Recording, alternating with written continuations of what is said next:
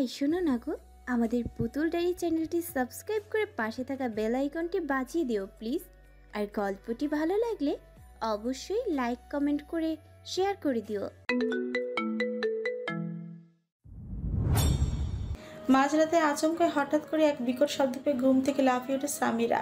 হকচকিয়ে পাশের ল্যাম্প লাইটটা এক হাতে জ্বালিয়ে অন্য হাতে নিজের বুকের উপর হাত রাখে নিজেকে শান্ত করার চেষ্টা করতেই লাগলো। কি হয়েছে বোঝার চেষ্টা করে মনে হলো যেন কোনো মানুষ লাফিয়ে উঠলে যেমন আওয়াজ হয় তেমনই ছিল শব্দটা, নাকি আকাশে বজ্রপাত হলো। কিন্তু এখন তো বৃষ্টি হওয়ার কোনো কথা না। শীতের সময় বৃষ্টি কিভাবে হবে আগে তো দেখিনি। এসব ভাবার মাঝে এই খাটের উপর কেউ লাফিয়ে উঠে বসে। সামিরা কেঁপে ওঠে, চোখ বন্ধ করে সেদিকে তাকিয়ে চিৎকার করে বসে। ন্যূনতম মুহূর্তে যেতে কেউ মুখ চেপে ধরে বলল, এই কি করছিস? কে আমাকে দেখছি চোর বলে বাড়িতে প্রেজেন্ট করবি দেখছি। আওয়াজ যেতেই সামিরা চোখ মেলে তাকায়। এই আওয়াজ চিনতে অসুবিধা হয়নি সামিরার। সামিরাকে শান্ত হতে দেখে মুখের উপর থেকে হাত সরিয়ে নিতে সামিরা আয়ুষের দিকে ঘুরে বসে পড়ল। আপনি কিভাবে আসলেন এখানে? আর এত রাতে কেন? ভেতরে কিভাবে আসলেন? আয়ুষের মুখে উজ্জ্বলতার ছড়াছড়ি হাসি এক ধারে লেগেই আছে। পাশ থেকে পানি নিয়ে মুখে তুলে আবার সহস্থানে গ্লাসটা রেখে সামিরার বালিশে মাথা রেখে শুয়ে যায়। তারপর একবার দীর্ঘশ্বাস নিয়ে দু হাত মাথার নিচে দিয়ে সামিরার দিকে তাকিয়ে পড়ল, ঘুম আসছিল না তাই চলে আসলাম। হোয়াট? কি বলছেন? মাথা খারাপ হয়ে গিয়েছে আপনার? এত রাতে কিভাবে আসলেন? এই তো রাত 11:30 বেরিয়েছে, এখন এসে পৌঁছালাম। ইদানিং দেখছি মনটা খালি বউ বউ করে, তাই থাকতে পারিনি। এখন এত প্রশ্ন না করে ঘুমিয়ে পড়। পারলে আমার চুলগুলি একটু টেনে দে, মাথাটা ব্যথা করছে। কিন্তু আপনি কিভাবে আসলেন এখানে? দরজা তো আমি খুলিনি। কথাটা বলে সামিরা একবার দরজার দিকে তাকিয়ে আরেক দফা অবাক হয়, কারণ দরজা তো লাগানোই আছে। বিচলিত গলে আবার প্রশ্ন করলো, ভিতরে কিভাবে আসলেন আপনি? সোজা উত্তর, তা এত রাতে বুঝি গেট দিয়ে আসবো? তোর মা বাবা আমাকে জুতো পিটনে দেবে বুঝলি। ঠাস করে বলে বসবে 3 বছর কিভাবে দূরে রেখেছো, এখন একদিন পারছো না। শোন, আমি এদের কিভাবে বোঝাবো যে তখন আর এখনকার সময়টা এক না। এখন আমার যথেষ্ট বউ বাচ্চা নিয়ে চিন্তা করতে হবে, নয়তো আমার স্বপ্ন বাচ্চার বাবা হওয়ার নাতি নাতনি দেখার এগুলো কিছুই দেখতে পারবো না আর দেরি করলে। ওদিকে দেখলি আফরানকে, ওই শালা তো আমার চেয়েও ফাস্ট দেখছি। দেখতে তো একদম মনে হয় মেয়ে কি জিনিস কিছুই বোঝে না, অথচ বউকে নিয়ে তো বেশ। ছি, কি সব বলে যাচ্ছেন তখন থেকে আপনি? চুপ করবেন? সোজা প্রশ্ন করেছি, সো ঠিকভাবে উত্তর না দিয়ে বিশ্লেষণ শুরু করেছে দেখছি। কেন, তো লজ্জা হচ্ছে নাকি? চুপ করবেন আপনি? আমি কি জিজ্ঞেস করেছি, আপনি কি বলছেন? তোর ব্যালকনির পাশ থেকে একটা উঁচু সিমেন্টের কোটা আছে না, আই মিন পাইপের মতো আর কি, যেটাকে ইন্টারনেট লাইনের জন্য তারগুলি টানা হয়, ওটা দিয়ে উঠে পড়লাম। সামিরা অবাকের শীর্ষ পর্যায়ে চলে গেছে বলছে, কি এলো? কলা গাছের মতো কুটি ছাড়া আস্ত সোজা পালবে উঠে দিয়েছে, এলো কিভাবে সম্ভব? মনের প্রশ্নটা মুখে নিয়ে বলো, তা কতবার কোমর ভেঙেছেন বলতে পারবেন? আমার তো মনে হচ্ছে না যে একবারও উড়ে আসতে পারবেন। তা অবশ্য ঠিকই ধরেছিস, 2বার পড়ে গিয়ে অলরেডি কোমর হাত পা ছোড়ায় ব্যথা পেয়েছে, 3য়বার সফল আমি। সামিরা এবার আয়ুষের পায়ের দিকে তাকিয়ে কোমল কঞ্চে বলল, সত্য বলছেন? সত্যি ব্যথা পেয়েছেন? আয়ুষ একটু শব্দ করে হেসে সামিরার এক হাত ধাক্কা ধরে টানে নিজের বক্ষে নিয়ে এসে বলল, মজা করলাম। সামিরার কাছে আজ মনে হয় বিস্ময়ের দিন। সব কিছুতে অবাকের পর অবাক করে দিচ্ছে লোকটা। এই গত 3 বছরে সব কিছু যেন ধোঁয়াশা ছিল, সবটা ভুলেই যাচ্ছে। বর্তমানের প্রতিটি জিনিসে নিজেকে উপভোগ করছে সামিরাকে এভাবে তাকিয়ে থাকতে দেখে আয়ুষ অন্যদিকে দৃষ্টি ফিরিয়ে নিয়ে বলে উঠল, এভাবে তাকানোর কি আছে? দেখ সামু, আমি কিন্তু সত্যি আর দূরে থাকতে পারবো না। কাল অথবা পরশুর মধ্যেই যেন তোকে বাড়িতে দেখি। আর তুই তোর মা বাবাকে কি করে মানাবি সেটা তুই জানিস। সামিরা এবার আয়ুষের দিকে থেকে চোখ সরিয়ে নিয়ে লজ্জায় বুকের উপর থাকা বাম হাতে আয়ুষের টি শার্টে 2 আঙ্গুলে ঘুরতে ঘুরতে মসৃণ আওয়াজে বলল, এভাবে আসতে গেলেন কেন? ফোনে কথা বললেই তো চলতো। সামিরা লজ্জা মিশ্রিত আওয়াজ শুনে আয়ুষ সামিরার দিকে তাকায়। মুখে মৃদু হাসির ছড়াছড়ি, লজ্জার আভা পুরো মুখে প্রকাশিত, যেটা আয়ুষের আরো বেশি ভালো লাগার সৃষ্টি করেছে। দেখতে ইচ্ছে হয়েছে তাই চলে আসলাম। এখন তো দেখা শেষ, তুই বললে চলো যেতে পারি, সমস্যা নেই, শুধু রাতে ঘুমটুকু হারাম হবে আর কি। সামিরা কপাল কুঁচকে টি শার্ট আঁকড়ে ধরে আয়ুষের দিকে আবারও তাকায়। দুজোড়া চোখ একত্র হয়। আয়ুষ আবারও দুষ্টু হেসে সামিরাকে ডান হাতে আরো শক্ত করে পিছিয়ে ধরে পড়ল। যাব। সামিরা কি বলবে জানা নেই, তবে এই মুহূর্তে কেন যেতে দিবে? তাহলে এসেছে কেন? তাছাড়া যেতে যেতে নিশ্চয়ই একদম ভোর হয়ে যাবে। সকালে আবার অফিস আছে, তাহলে ঘুমাবে কখন? চলে গেলে আসলেন কেন? সামিরার উত্তর শুনে মৃদু হেসে বলল, তুই বললো যাচ্ছি না, ওকে? বউয়ের সাথে ঘুমাতে এসেছি প্রথমবার মতো। বলতে গেলে আজ আমাদের বাসর রাত, কারণ বিয়ের পর প্রথম একসাথে ঘুমানো মানে তো বাসর রাত, তাই না? বাট আমি কিন্তু এমন কিছু আজকের জন্য ভাবছি না, শুধু ঘুমাতে এসেছি। সো তোর ভয় পাওয়ার। এতটুকু বলতে সামিরা লজ্জা আড়ষ্ট হয়ে পুরো মুখ বুকে লুকানোর বৃথাই চেষ্টা চালিয়ে কামড় বসিয়ে দেয় হঠাৎ করে। আহ শব্দে বলে ওঠে, তুই তো দেখছি এখনই লাভ বাইট বসানো শুরু করেছিস, আমার থেকে ফার্স্ট দেখছি। ইচ্ছে করেই সামিরাকে বারবার লজ্জায় ফেলছে আয়ুষ, কারণ ওই লজ্জা মিশ্রিত চেহারাখানা দেখতে তার ভীষণ ভালো লাগছে। ল্যাম্পের আলোতে যেন আরো প্রখরতম ভালো লাগার সৃষ্টি করছে এই চেহারা। সামিরাকে কথা বলতে না দেখে এবার ভেতরের সবটা দুষ্টুমি ছেড়ে দিয়ে বলল, ঠিক আছে, আর বলবো না। আমার কিন্তু সত্যি ঘুম পেয়েছে আর মাথা ব্যথা করছে। সামিরা এবার নিজেকে আয়ুষের থেকে ছাড়িয়ে নিয়ে মাথায় হাত রাখতে চায়, কিন্তু আয়ুষ বলে উঠল, দরকার নেই, একটু ঘুমাতে পারলেই ঠিক হয়ে যাবে, এইভাবেই থাক, ওকে? সামিরা কথা বাড়ায় না। আয়ুষের যে মাথা ব্যথার অসুস্থতাটা একটু বেশি, সেটা তার জানা। রেস্ট নিলে ঠিক হয়ে যাবে হয়তো সত্যি, তাই এভাবেই থাকলো। মিনিট কয়েক পর আয়ুষ এক কাত হয়ে সামিরার দিকে ফিরে চট করে কপালে একবার ঠোঁটছি, আবার চোখ বন্ধ করে সামিরাকে একদম নিজের বক্ষের সাথে মিশিয়ে নেয়। সামিরা পুরো চেহারাখানা আয়ুষের বুকে, চুলগুলো এলোমেলো হয়ে আছে, কিছু চুল আয়ুষের ঘাড়েও স্পর্শ করছে। কিছুক্ষণ পর ঘুম চোখে বলল, কিসমি। সামিরার তো নিঃশ্বাস নিত কষ্ট হচ্ছে, এমন করে চেপে ধরে আছে আয়ুষ। এটা কি উনি বুঝতে পারছেন না তার উপর কী সব বলছে? বেশি ভাবিস না, শুধু বলেছি যেভাবে আসিস ওখানে একবার কিস কর, ব্যাস, এতটুকু, আর কিছু বলবো না। সামিরা আয়ুষের পিঠে টি শার্ট খামচে ধরে আছে কখন থেকে। আয়ুষের এই কথাটা শুনে আরো শক্ত করে ধরল নিজের হাতখানা।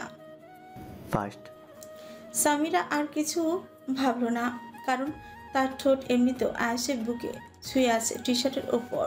সামিরা অবস্থা বুঝে আয়ুষ নিজের গলার কাছ থেকে টি শার্টটি একটু নিচে ধরে বক্ষ পাদর্শ উন্মুক্ত করে বলল, হুম। সামিরাও ভাবলেশীনভাবে ঠোঁট ছোঁয়ায়। আয়ুষ মৃদু হেসে টি শার্ট ছেড়ে দিয়ে আবারও জড়িয়ে নেয় সামিরাকে। সকাল 10টা কি 10:30টার দিকে শিকদার বাড়ি গেট পেরিয়েতেই একজন ডেলিভারি বয় মাস্ক পরে উপস্থিত হয়। কলিং বেল বাজায়। ঠিক 2 থেকে 3 মিনিট পর দরজা খুলে দেয় সামিরা। সামিরা শিকদার নামে কে আছেন এই বাড়িতে? কেন? আপনি ঠিক কাকে চাচ্ছেন? কেউ অর্ডার করেছে নাকি? জি না, তবে একজন অল্প বয়স্ক ছেলে এই পার্সেলটি পাঠিয়েছে তার নামে, আপনি তাকে ডাকুন। সামিরা কিছুটা অবাক হয়, একটু ভাবতে মৃদু হাসে। নিশ্চয়ই উনি কিছু পাঠিয়েছেন। আমি সামিরা। আচ্ছা। লোকটা পার্সেলটা সামিরার দিকে এগিয়ে দিয়ে বলল, আমি আসছি। সামিরা কথা না বলে দরজাটা আটকে চারিদিকে একবার তাকে মুচকি হেসে উপরে চলে যায়। ভেতরে ছোট্ট একটি বক্স। সামিরা সেটা আস্তে করে খুলতে দেখতে পায় একদম ছোট্ট একটি কাচের বোতলে কাগজের টুকরোর সাথে পাশে দুটো লাল গোলাপ। সামিরা আবার লজ্জা বনা হয়ে পাশ থেকে ছোট একটা গোলাপ হাতে নিয়ে কাচের বোতল থেকে চিরকুটটা তুলে পড়তে শুরু করে।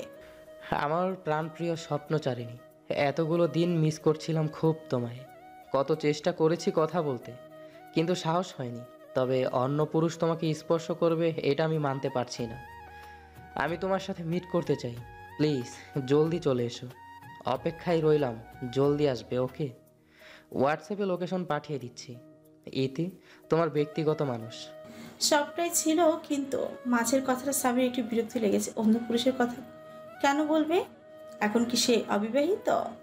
কিংবা তাদের সম্পর্কের ফাটল সৃষ্টি হবে এমন কিছু কারণ তো নেই তাহলে? এমন কিছু কারণ তো নেই, তাহলে এটা ব্যবহার কেন করলো? কথাটা ভাবতেই পাশে রাখা আচ্ছা সে যাই হোক, কিন্তু ওনার হোয়াটসঅ্যাপে তো আমার কাছে নাই। ফোনটি টিং শব্দে একটি মেসেজ আসলো। সামিরা হাতে নিয়ে বুঝলো লোকেশন পাঠিয়েছে, কিন্তু এটা কি ওনার অন্য নাম্বার হবে হয়তো, যেটা সামিরা জানা নেই। কিন্তু বাবা মাকে কি বলে বের হবে সে চিন্তা করছে এই মুহূর্তে। আফরানের অফিসে, আফরানের চেম্বার, ছোট্ট একটা 2 ইঞ্চির ক্যামেরা হাতে নিয়ে আয়ুষ দাঁড়িয়ে আছে শক্ত গলায় তখন থেকে। আনসার মি আফরান, এখানে স্পষ্ট দেখা যাচ্ছে তোর অ্যাসিস্ট্যান্ট তানবীর ওই মাস্ক পরিহিত লোকটির দিকে ইশারা করতেই লোকটা ছোটো মার দিকে অ্যাসিড ছুটেছে। এসব তোর কাজ তাই না? আর এই ক্যামেরাটা খুলতেই মেবি ভুলে গিয়েছিস। আমি থানায় গিয়েছিলাম, বাট কোনো রেসপন্স পেলাম না। অথচ উপর থেকে দেখা যাচ্ছে তারা কেসটা সামলাচ্ছে, কিন্তু এসব মিথ্যে। তুই সবটা বন্ধ করে দিয়েছিস তাই না? আফরান ডোন্ট কেয়ার ভাব নিয়ে এক হাতে কলম নিয়ে নিজের কাজে ব্যস্ত। আয়ুষ ইচ্ছে করে আজ দৃঢ় পায়ে দাঁড়িয়ে আছে, উত্তর জানা অবধি যাবে না। আর এটা যদি সত্যি হয় তবে এর শেষ দেখে ছাড়বেও। আরিয়ার জীবনটা নিয়ে পেছনে পেছনে এত সব খেলে যাচ্ছে, এত নিকৃষ্ট তার ভাই, এটাই ভাবতে শরীরে কাটা দিচ্ছে তার। আরিয়া সহজ সরলতার সুযোগ নিচ্ছে তাই না? এটাই তো, তাই বলা যাবে। আয়ুষ আবারও বলতে লাগলো, দেখ আপনার, আমার আগেই সন্দেহ হয়েছিল তাই চেক দিয়েছি নিজেই। আজ সকালে এটা পেয়েছি হাতে। ভালোভাবে বলছি বলে ফেল, নয়তো ঠিক হবে না তোর জন্য। আমি আরুকে সবটা বলে দেব, আর এই ভিডিওটাও দেখিয়ে দেব। তারপর কি করবি? যার জন্য এত কিছু করণীয় তার সাথে বিচ্ছেদ হলে কেমন হবে বলতো? শেষ কথাগুলো আফরানের কাছে পছন্দ হয়নি, তাই এবার মাথা উঁচিয়ে তাকে বলল, আজ হয়েছে, নিজের বাজে বকবক করা শেষ হলে আসতে পারিস এখন। আর এটা অফিস, সো বাড়ির কোনো কথা শুনতে চাচ্ছি না এখানে। হাতের ওটা এখানেই রাখ, আর ফোনে অথবা পেন ড্রাইভে ভিডিওটা নিয়ে রেখেছিস ওটাও ডিলিট করে ফেল, হয়তো তোর জন্য ভালো হবে না। I think you can guess what can I do. যা ইচ্ছে করে নিস তুই, বাট আমি নিজের জায়গা আর কথা রেখে নড়ছি না। তোর এই পশুত্ব কিংবা সাইকো টাইপ আচরণবোধ যতদিন তোকে ঘিরে থাকবে, ফ্যামিলি কিংবা আরও কারোর জন্যে শোভনীয় না। এখনও সময় আছে, নিজেকে পাল্টে ফেল। আরও যদি এর কিছুটা জানতে পারে, তোর কি মনে হয় রিলেশন রাখতে চাইবে? ওর মায়ের এই অবস্থা তুই করেছিস, এখন তো আমি শিওর তুই একবার ভাবতো আরও এটা জানার পর কত বড় ধাক্কা খাবে। তোর কোনো আইডিয়া আছে? সো হোয়াট, আবার কিসের রিলেশনের কথা বলছিস? আমি কি তোর চাওয়া বা না চাওয়ার ব্যাপারে জিজ্ঞেস করেছি তোকে? যদি ভালোভাবে থাকে তাহলে থাকবে, কিছুর কমতি থাকবে না। আর যদি না থাকতে চায় ভালোভাবে। এতটুকু বলেই আফরান বাঁকা হাসি টানে ঠোঁটের কোণে, হাতের কলমটা টেবিলে চেপে ধরে শক্ত করে, যার দরুন কলমের নিব ভেঙেই যায়। একটু থেমে আবারও বলল, কিভাবে রাখতে হবে সেটাও জানা আছে। আপনার আর ইউ রিয়েলি ক্রেজি? মানে নিজের কাজকর্মগুলো নিয়ে আফসোস হয় না তোর? Yes, I am really mad. এটাকে যদি ক্রেজি বলে চালিয়ে দিস, সো আবার কিছু করার নেই, তাই না? বাট আমি যেভাবে চাইবো সেভাবেই সবটা চলবে। কথাগুলো আফরান তার রাগের সময়ের অভ্যাস মতোই চাপা গলায় বলল। কথার আওয়াজ শুনে আয়ুষের বুঝতে বাকি নেই আফরান এর উন্মাদনা ক্রমশ বেড়ে চল, নয়তো আওয়াজ যেমন চেঞ্জ হয়ে যেত না। একবার শুকনো ঢোক গিরে বলল, তার মানে তুই নিজের কথাই দে, বাট লাস্ট বলে দেই, তোর নিজের কারণে আরিয়ার কিছু হয়ে গেলে তখন নিজেকে ক্ষমা করতে পারবি? আফরানের চোখ জোড়া লাল টকটকে হয়ে আছে, যা চিকচিক করলে অথচ গড়িয়ে পড়ছে না। আয়াস অবশ্য বুঝে আর কথা বাড়ানোর সাহস পেল না। হাত থেকে ক্যামেরাটা আফরানের সামনে রেখে চুপচাপ বেরিয়ে গেল। আফরানকে খুব মিস করছিল বলে জাফরকে বলে ড্রাইভারকে নিয়ে বেরিয়ে গিয়েছিল আরিয়া কিছুক্ষণ আগে। বুক ভরা খুশি নিয়ে দৌড়ে ভেতরেই গিয়েছিল, এমনকি ড্রাইভারকেও বলেছিল চলে যেতে, সেই ঘন্টাখানিক সময় এখানেই থাকবে। কিন্তু আপাতত এখানে আরিয়াকে আফরানের অফিসে তেমন কেউ চিনে না, মাস্ক পরা কিংবা মাস্ক ছাড়া। তানভীরের সাথে আরও 2-1 জন জেনেছে শুধু যে আফরান বিবাহিত, সেটাও তানভীর ছাড়া কেউ দেখেনি আরিয়াকে। তাই দারুণ প্রথমে না চিনে আটকায়।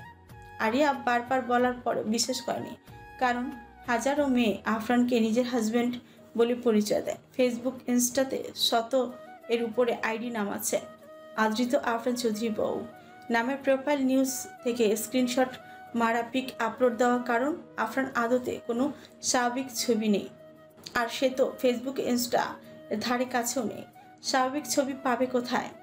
আরিয়াও বাড়াবাড়ি না করে তানভীরকে কল দিতেই মিনিটও লাগেনি এখানে আসতে।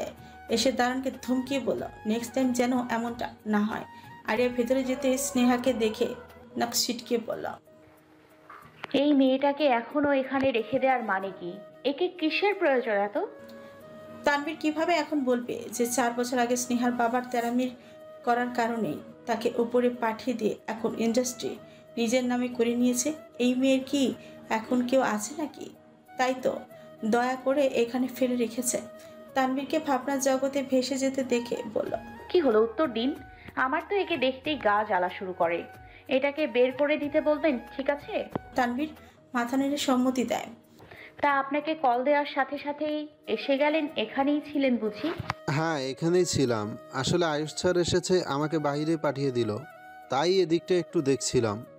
আরিয়া মাস্ক খুলতে খুলতে বলল, আমি এসেছি এটা এখন কল দিয়ে জানাবেন না, ওকে? কিন্তু কেউ স্যারের কাছে যাওয়ার হলে স্যারকে আগে না জানালে রেগে? আমি আর সবাই কিন্তু এক না, এটা ভুলে যাচ্ছেন আপনি। আরিয়ার কঠোর গলায় বাণীটা শুনে তানভীর স্তব্ধ হয়। আপনি যদি বলে দেন তবে কিন্তু আপনার চাকরি ফিনিশ করে দিব, বুঝলেন? তানভীর এবার একটু আশ্চর্য হয়ে আরিয়ার দিকে তাকায়। ঠিক আছে ম্যাম, বলবো না। আরিয়া এবার খিলখিলিয়ে হেসে দ্রুত পায়ে উপরে উঠে হাঁটা ধরে। সেদিকে সবাই এতক্ষণে তানভীর আর আরিয়ার কথাগুলি শুনছিল। তারা হালকা গুজব হলেও শুনেছে স্যার বিয়ে করেছে, তবে কি এই সুন্দরী সেই রূপবতী তরুণী? প্রকাশ না করে নিজেদের মধ্যে প্রশ্নটা বিদ্ধ করে রাখে। এদিকে সবাই এতক্ষণ তানভীর আর আরিয়ার কথাগুলো শুনছিল। তারা হালকা গুজব হলেও শুনেছে স্যার বিয়ে করেছে, তবে কি এই সেই সুন্দরী রূপবতী তরুণী? প্রকাশ না করে নিজেদের মনের মধ্যে এই প্রশ্নটা বিদ্ধ রাখে। সেদিকে সবাই এতক্ষণে তানভীর আর আরিয়ার কথাগুলি শুনছিল। তারা হালকা গুজব হলেও শুনেছে স্যার বিয়ে করেছে, তবে কি এই সুন্দরী সেই রূপবতী তরুণী? প্রকাশ না করে নিজেদের মধ্যে প্রশ্নটা বিদ্ধ করে রাখে। এদিকে সবাই এতক্ষণ তানভীর আর আরিয়ার কথাগুলো শুনছে। তারা হালকা গুজব হলেও শুনেছে স্যার বিয়ে করেছে, তবে কি এই সেই সুন্দরী রূপবতী তরুণী? প্রকাশ না করে নিজেদের মনের মধ্যে এই প্রশ্নটা বিদ্ধ রাখে। মিনিট 10 পর আরিয়া আকস্মিক অন্যমনস্ক হয়ে ওপর থেকে নামতে দেখে তানভীর এগিয়ে গিয়ে বলল, কিছু হয়েছে? স্যার বিজি আছে খুব, নাকি কথা শেষ? আরিয়া কোনো উত্তর করলো না। আঁখি পল্লব লাল হয়ে আছে আরিয়ার তানভীরের দিকে। আরিয়া কোনো উত্তর করলো না। আঁখি পল্লব লাল হয়ে আছে তার আরিয়ার। আরিয়া কোনো উত্তর করলো না। আঁখি পল্লব লাল হয়ে আছে আরিয়ার তানভীরের দিকে তাকালো না একটিবার। সোজা নেমে নিজের মতোই হাঁটতে লাগলো। তানভীর একবার সন্দেহের দৃষ্টিতে যে উপরের দিকে তাকিয়ে আবার আরিয়ার পেছনে এসে কোমল গলায় বলল, জিজ্ঞেস করলো, ম্যাম কিছু হয়েছে? ভেতরে জানি, স্যার কিছু বলেছে? আরিয়া একবার মাথা ঘুরিয়ে তানভীরের দিকে তাকে তার ছেলের দৃষ্টিতে তাকে দুই দিকে মাথা তুলে আবারও সামনে ফিরে চোখ জোড়া মুছে নিয়ে এবার দ্রুত পায়ে অফিস থেকে বের হয়ে গেল। তানভীরের কি বিষয়টা হয়েছে বুঝতে চেষ্টা করলো, কিন্তু ঢুকলো না। তবে আরিয়াকে দেখে বোঝা যাচ্ছে যে ভেতরটা চৌচির হয়ে আছে। মিনিট পর হঠাৎ মাথায় আসে, কিভাবে যাবে ভাবি? গাড়ি তো পাঠিয়ে দিয়েছে মনে হয়, তখন তো দেখেনি। কথাটা ভাবতেই নিজের কপালের ভবিষ্যৎ এর কল্পনা মুহূর্তে মস্তিষ্ক জানা দেয়। আফরান স্যার জানতে পারলে কি হবে? কথাটা ভাবতে কলেজ শুকিয়ে যায়। দৌড়ে আবার বাইরে যায়, চারিদিকে চোখ বুলায়, কিন্তু আশপাশে আরিয়ার দেখা মিল না। এদিকে ওদিকে কয়েকবার রাউন্ড করা হয়ে গেছে তানভীরের, কিন্তু কোথাও নেই। এবার সত্যিই জান নিয়ে ভয় খেলা শুরু হয় তানভীরের ভেতরে। তাই সময় না নিয়ে গাড়ি নিয়ে বের হয়ে পড়ে রেস্টুরেন্টের ঠিক সামনে বরাবর ছোট্ট পার্স হাতে, পরনে গর্জিয়াস ফুল, হাতার অ্যাশ কালারের জামা, চোখে মুখে লজ্জা ছাপে স্পষ্ট। কিন্তু এই রোদে মেকআপ মনে হয় নষ্ট হয়ে যাওয়ার উপক্রম। কপালে বিন্দু বিন্দু ঘাম জমে আছে। ছোট্ট পার্সটি ঠিক কপাল বরাবর উঠিয়ে চারিদিকে একবার চোখ বোলায়। এখনো আসছে না কেন? কত কষ্ট করে ম্যানেজ করে এসেছে মাকে প্রেমার সাথে দেখা করবে বলে। যদিও সত্যটা বললে হতো, কিন্তু আয়ুষকে লজ্জায় ফেলতে মন মানেনি, তাই মিথ্যেটা বলতে হয়েছে সামিরার। কয়েকবার কল করবে ভেবেও লজ্জার কারণে কল দেওয়ার সাহস হয়নি। একটু লেট হচ্ছে, হয়তো কাজে আটকে গিয়েছে, তাই অপেক্ষা করতে লাগলো কোনো অভিযোগ না নিয়ে। মিনিট কয়েক পরেই কেউ কানের কাছে বলে উঠল, হাই সুইটি, কেমন আছো? সামিরা কেঁপে দুপা সামনে চলে গিয়ে পেছনে ঘুরে তাকায়। কলজাটা এখনো হঠাৎ ভয়ের কারণে কাঁপছে। এমন রাস্তায় অজানা অচেনা কণ্ঠ কানের কাছে শুনতে পেলে কোন মেয়ে ভয় পাবে না? কিন্তু সেদিকে তাকিয়ে লোকটাকে আর অচেনা মনে হলো না। পরিচিত চেহারা, বিয়ের পর আরও কয়েক মাস আগেও দেখেছিল তাকে ভার্সিটির সামনে। হ্যাঁ, সামনে দাঁড়িয়ে আছে আবির নামক ছেলেটি, যার সাথে সামিরার বিয়ে হওয়ার কথা ছিল। শেষ মুহূর্তে এসে বিয়ে বাড়ি থেকে অপমানিত হয়ে ফিরে যেতে হয়েছিল বিয়ে শেষ না করে। আপনি এখানে? লোকটা বাঁকা হেসে সোজা হয়ে দাঁড়িয়ে সামিরার কাছে আসতে আসতে বলল, অবাক হচ্ছ যে বেবি? চিনতে অসুবিধা হয়নি তো? কিন্তু আপনি এখানে আমাকে দেখলেন কিভাবে? বেবি, তুমি সব ভুলে গিয়ে নিজেকে তার মাঝে খুঁজে বেড়াতে পারো, বাট আমি কখনো তোমাকে ভুলার নয়, জানো তো? সেদিনের অপমানটা এখনো গায়ে জ্বালা দিচ্ছে। তবুও সব মানিয়ে নিয়ে ভেবেছিলাম তোমার আর ওই আয়ুষ বেটার ডিভোর্স হলেই তোমার বাবাকে ফোর্স করলো, বাট এ তো এখন দেখছি সব ঘুরে গেল। তাই ভাবলাম। এইটুকু বলে আবির দুই দিকে মাথা ঘুরিয়ে আবারও ঠোঁট পাকায়। এক হাতে শার্টের ভেতর ঠিক কোমরের কাছে নিজের হাত নেয়। এই বুঝি কোন অস্ত্র বের করবে? সামিরা বার কয়েক ঠকিয়ে প্রশ্ন করল, কি করছেন? সত্যি করে বলুন, কি করবেন আপনি? আর আপনি এত সব কিভাবে জানলেন আমাদের সম্পর্কে? কেমন হচ্ছে, কেমন হবে? আবির কোনো উত্তর না দিয়ে ঠিক প্যান্টের ভেতর থেকে গুজে থাকা কিছু একটা বের করতে চায়, কিন্তু সেই সময় হয়ে উঠতে পারেনি। তার আগেই হাতের ফোনটিতে রিং বেজে ওঠে। বিরক্তি নিয়ে নাম্বারটা একবার দেখে নিয়ে আতঙ্কিত গলায় বলতে লাগলো, হ্যাঁ হ্যাঁ স্যার, বলুন না। ওপাশ থেকে কি বললো সামির আর বোঝার সাধ্য হলো না। আবির আবার বলল, কিন্তু স্যার আমি তো এখন।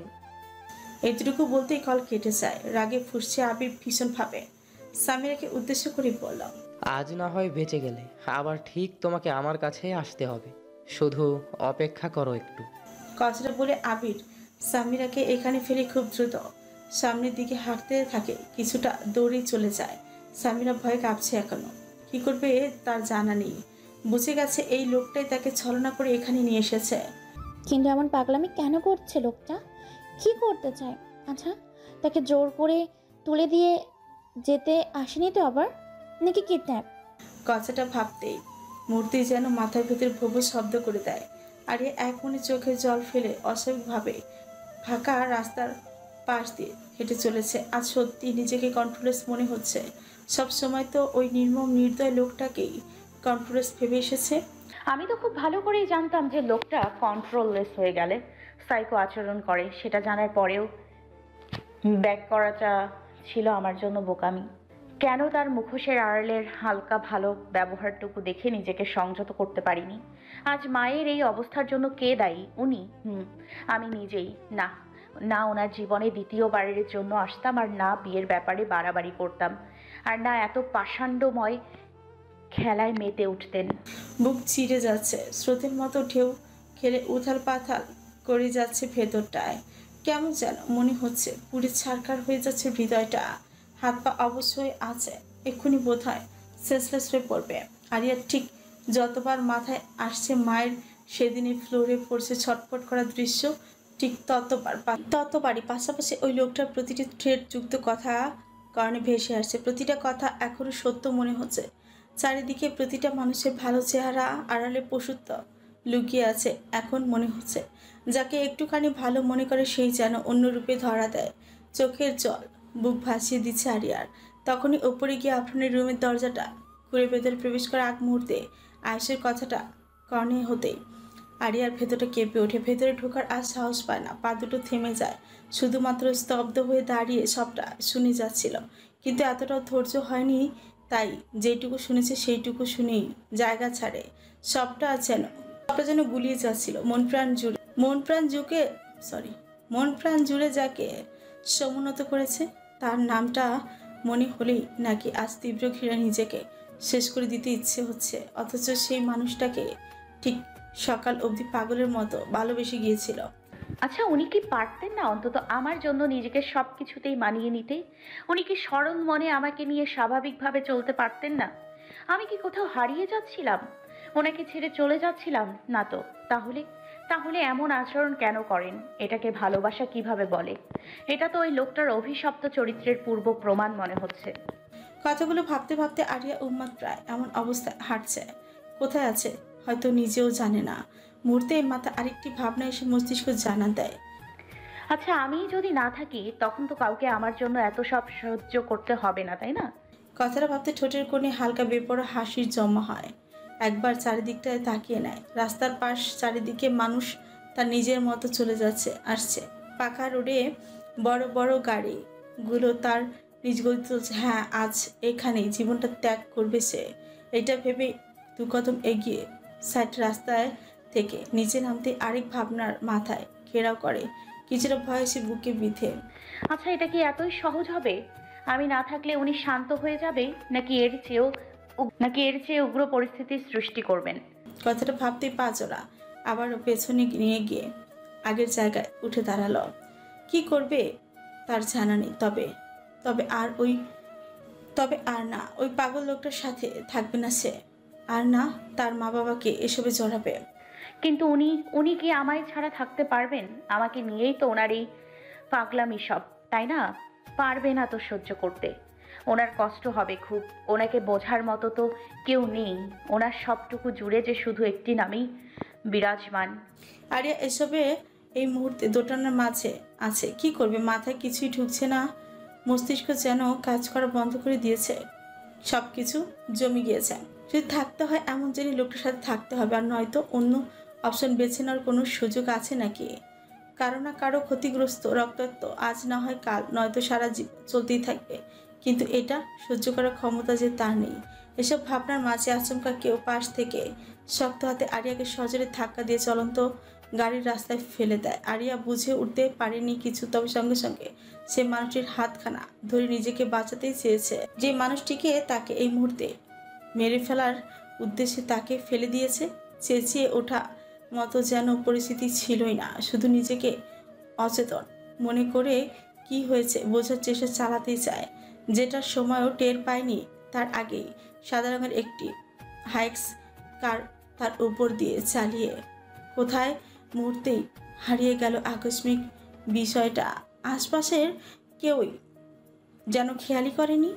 পেছনের সবগুলো গাড়ি এক মুহূর্তে ব্রেক চেপে আছে। আশেপাশে যেন লোকজন দেখা মাঝে দৌড়ে গিয়েছে সেখানে পড়ে আছে একটি অল্প বয়সী তরুণী রক্তাক্ত অবস্থায়, পুরো শরীরে লাল রক্তে রঞ্জিত হলুদ ফর্সা চেহারাটায় এই রক্তগুলো সত্যি বেমানান হয়ে আছে। শুধু স্পষ্টভাবে দেখা যাচ্ছে ঘন কালো চোখের পাপড়িগুলো নিভু নিভু অবস্থা। বাম হাতটি এখনো বাড়িয়ে আছে, মনে হচ্ছে কারো হাত ধরে বাজার ইচ্ছে এখনো। তারই মধ্যে চারিদিকে লোকজনের শোরগোল এসে আসছে। কজন মহিলার আফসোসের বাণী ধ্বনিত হচ্ছে। হ্যাঁ আল্লাহ, এটা কি হয়ে গেল? এইটুকু মেয়েটা এইভাবে নিজের জীবনটা দিয়ে দিল। বর্তমানে পরিবারগুলো সত্যি অনৈতিক হয়ে পড়েছে, চাপ সৃষ্টি করে সন্তানদের উপর। কিন্তু তাই বলে নিজের সন্তানটা কোথায় যাচ্ছে না যাচ্ছে এসব খেয়াল করবে না?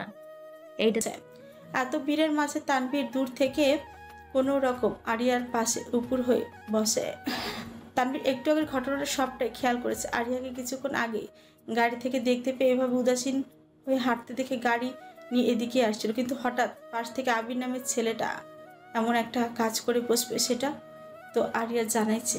তো বলেছিল সামিরা ম্যাম কিংবা আয়ুষ স্যারের সাথে সমস্যা আর কার্তিকের সাথে স্যারের শত্রুতা। তবে ওই গাড়িতে নিশ্চিত ওই কার্তিক ছিল। আবির এই কার্তিকের সাথে কখন হাত মেলালো এটা তো স্যার বলেনি। সেটা তো জানাই ছিল না। তানভীর 1 মিনিটও লাগেনি এর হিসাব মিলাতে। কিন্তু অ্যাক্সিডেন্টটা হতে সব জায়গায় যেন পড়ে যায়, তাই গাড়ি ওইখানে রেখেই চলে আসে। আরিয়া তানভীরের দিকে তাকে কিছু বলার চেষ্টা করছে, কিন্তু মুখ থেকে একটা শব্দ বের হচ্ছে না। পাশ থেকে একজন বলল। তানভীর কথা বাড়ায় না, ফোনটা নিয়ে প্রথমে অ্যাম্বুলেন্সে ফোন করে দিল। তারপর আফরানকে কল দিয়ে কি বলবে তার এইটুকু জানা নেই। তবে খুবই বিচলিত গলায় বলল, স্যার ভাবি। এটুকু বলে আরো কয়েকবার শ্বাস নিয়ে আবার বলল, ওপাশ স্যার আমি কফি হাউসের পেছনে মেইন রোডে আছি, প্লিজ আপনি। থেকে আওয়াজ আসতে তানভীর কেঁপে ওঠে। আফরানের কাছে এই খবর আরো আগে চলে গিয়েছে, কিভাবে সম্ভব? মিনিট 5 হবে অ্যাক্সিডেন্টটা হয়েছে। তানভীর কিছু বলবে তার আগে কল কেটে গিয়েছে।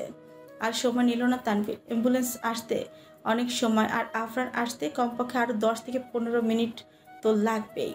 তাই আর না ভেবেই আরিয়াকে কোলে তুলে নিয়ে দ্রুত পায়ে নিজের গাড়িতে বসায়। ততক্ষণে আরিয়ার জ্ঞান হারিয়েছে। তানভীরের সাদা কোটখানা লাল রক্তে মিশ্রিত হয়ে আটখানা হয়ে আছে। আজ সত্যি তানভীরের নিজের কাছে খারাপ লাগছে ভিন্ন রকম। সেখানে স্যার কিভাবে সহ্য করবে? কি হতে চলেছে আগামীতে? তানভীর পাশ থেকে বারবার আরিয়ার চেহারার দিকে তাকাচ্ছে, শ্বাস পড়ছে কিনা বারবার চেক করে যাচ্ছে।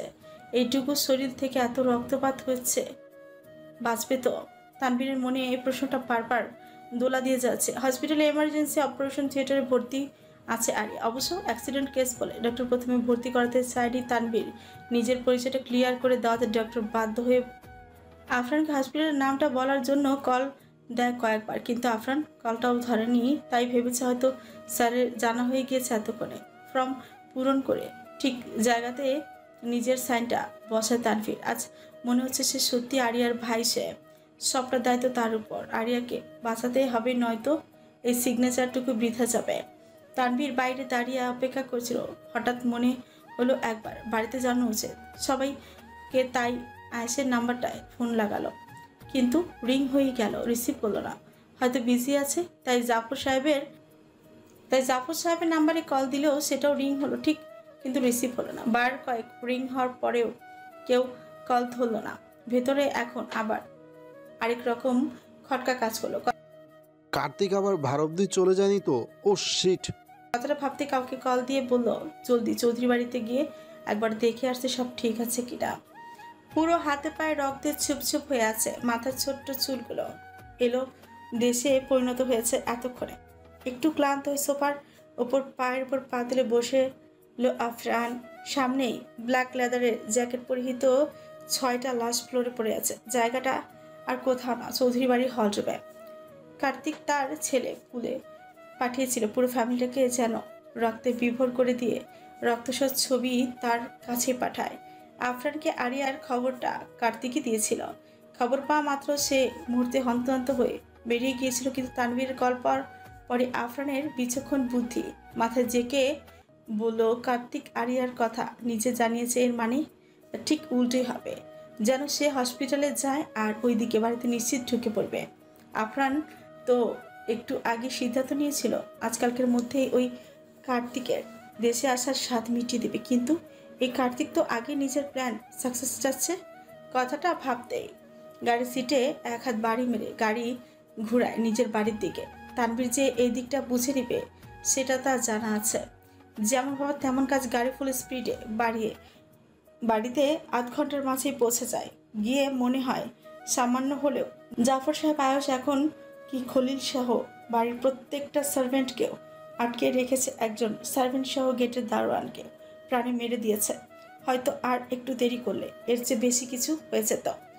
চুপচাপ এসে কথা না বলে নিজের পকেট থেকে ছোট্ট ছুরি নিয়ে আস্তে করে এগিয়ে গিয়ে জাফর সাহেবের সামনে দাঁড়িয়ে বলল, শরীর থেকে হাত ছড়া। কোথা থেকে এসে পড়লে? ওইদিকে তো তোর প্রেয়সীর অবস্থা প্রায় শেষ। এতক্ষণে নিশ্চিত প্ল্যানটা উপরে চলে গেছে। তা আমরা তো জানতাম না ফ্যামিলি থেকেও তোর ওটার দুর্বলতা বেশি, নাকি শেষ নিঃশ্বাস ত্যাগ করার পর? আর একটা শব্দ বেরোতেই দিলে মুখ থেকে সোজা হাতে ছুরিটা দিয়ে লোকটার গলায় এক টানে মূর্তি কন্ট্রোলে গিয়ে রক্ত বেয়ে যায় নিচে। নিঃশ্বাসটা যেন যেতেও যেন মিনিট সময় নিল না, হেলে পড়ল নিচে। জাফর সাহেব সব সময়ের মতন শান্ত স্বভাবের, তবে কিছুক্ষণ আগে মনে হচ্ছিল যেন জীবনটা হারিয়ে ফেলবে, তাই বেশ ভয় পেয়েছিল। কিন্তু এই মুহূর্তে মনে হচ্ছে লোকগুলোর হাতে মৃত্যু হয় ভালো ছিল। এমন সন্তানের বাবা পরিচয় দেওয়া যেন না থাকাই ভালো হতো। সে থরথর করে কাঁপছে। সবার মৃত্যুর ভয় নয়, আফরানের নিজ হাতে লোকগুলোকে কিভাবে একের পর এক মেরে যাচ্ছে সেটাও এখানে সবাই চোখ খুলে দেখে যাচ্ছে। সবাই জানে আফরান এসবে অভ্যস্ত, কিন্তু সেটা যে এভাবে কোনো দ্বিধা ছাড়াই এভাবে মানুষ মারতে পারে জানা ছিল না। 6টা খুন করে প্রায় ক্লান্ত হয়ে সোফায় বসে, নিজের হাতেও আঘাত লেগেছে। কার্তিকের পাঠানো আর একটা লোকও বেঁচে নেই। আয়েশ দৌড়ে এগিয়ে এসে প্রথমে আফরানের কেটে যাওয়া হাতটাই ছুঁতে যায়, কিন্তু আফরান হাত সরিয়ে নিয়ে দাঁড়িয়ে যায়। তার এখন কিছুতে রেস্ট নেওয়ার সময় নেই। তাই আবারও বাড়ি থেকে বের হতে যেতে নিয়ে পিছন থেকে জাফর সাহেবের কথা দাঁড়িয়ে যায়। দেখলে তো হয়েছে, আর কত? আজ আমাদের অবস্থার জন্য দায়ী কে? কার সাথে শত্রুতা এদের? আমাদের কারো তো এমন কোনো পার্সোনাল শত্রু নেই। এসব তোমার বিরোধী লোক, তাই না? আর তখন ছেলেটা কি বলল? আরিয়া মামুনের কি হয়েছে সত্যি করে বলো তো। মেরে দিয়েছে, কিন্তু ও তো তোমার কাছে গিয়েছিল সকালে, তাই না? আফরান একটু অবাক হয়ে ঘুরে তাকায়। জাফর সাহেব তার কথা চালিয়ে গেল। মেয়েটা কতটা শখ করে তোমার কাছে গিয়েছিল, সে কোথায়? তুমি এক ফিরলে কেন? অবশ্যই তাকে কিছু করেছে। এরা তখন তো এটাই বলল, তাই না? এই সব কিছুর জন্য কে দেয়? আর কত হাত চালাবে? কতজনকে এমন করে থামাবে? যতদিন এগোবে জীবনের সমস্যাটা বাড়তেই থাকবে।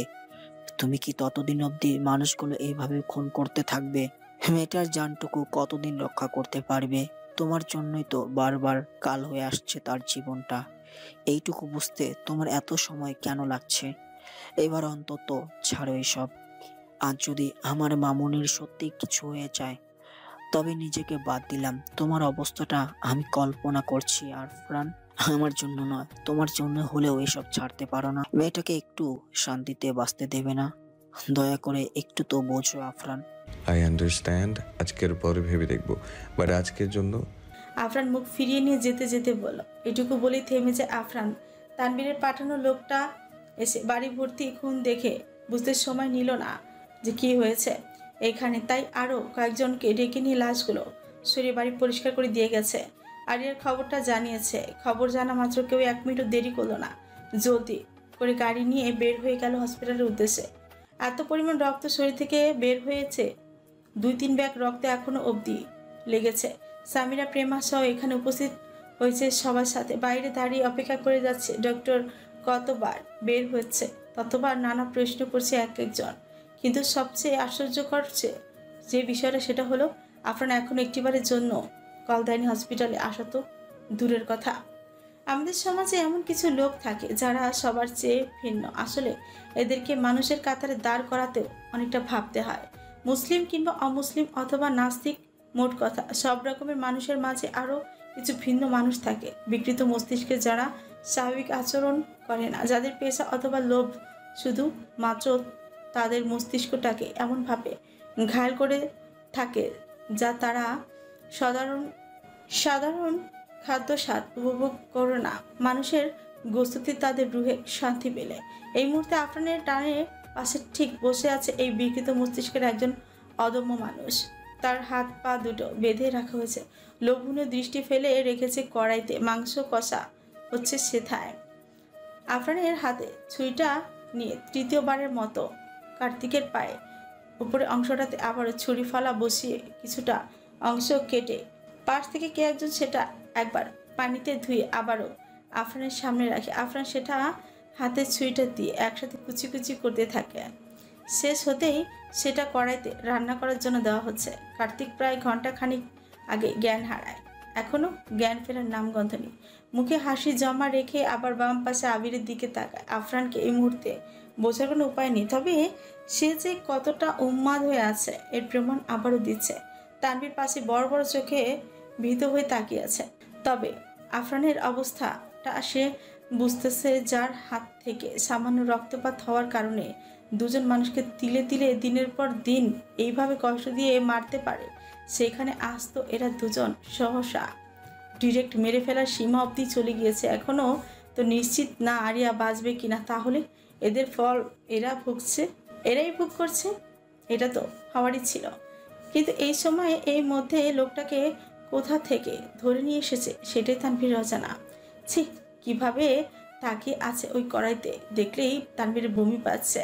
কথাটা ভেবে নাক ছিটকায় তানভীর। 2 হাতে মুখের উপর রেখে বাংলোটা একদম গোরস্থানের পরিণত হয়েছে।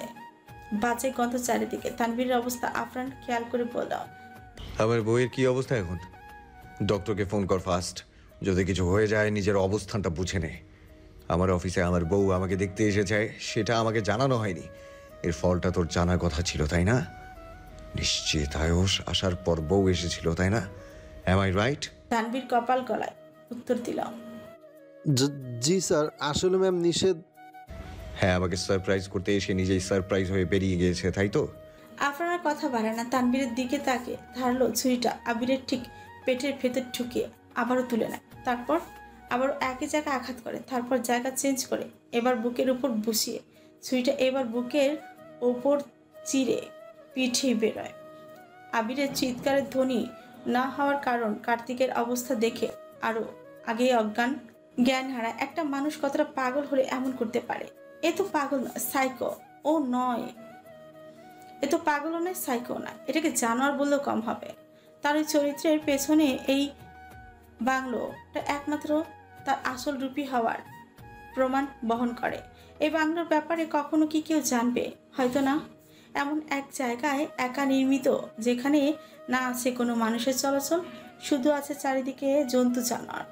এর হালকা বিষম খাওয়া আওয়াজ চিহ্ন কেটে গিয়েছে মাস দিনে। সব কিছুর যেন আলাদা কিছু পরিবর্তন হয়েছে এই অল্প সময়। বলতে গেলে চাকচিক্যের আড়ালে ঢেকে গিয়েছে কিছু অন্ধকারাচ্ছন্ন অতীত, শুধুমাত্র আরিয়ার কারণে। তাকে সুস্থ করতে আফরানের মাঝে পরিবর্তন এসেছে অনেকটা বলে ভুল হবে। সবার নজরে অফিসের কালো টাকা ছাড়া খুন খারাপিতে আফরান এখন লিপ্ত হয় না। মারামারি কাটাকাটি এসব নেই, সবার সাথে তাল মিলিয়ে চলে। পরিবারকে সঙ্গ মিলিয়ে চলা ঠিক স্বাভাবিক একজন মানুষের মতো। শুধুমাত্র আরিয়াকে খুশি করতে আরিয়া বিব্রত হবে এমন কিছুই আফরান করে না। সব কিছুকে ঢাকা দিয়েছে আরিয়ার কারণে শুধুমাত্র। কিন্তু আদৌ এটা সত্যি তো? নাকি শুধুমাত্র আরিয়াকে সুস্থ করে তুলতে, নাকি আরিয়ার মাঝ থেকে ভয় কাটাতে?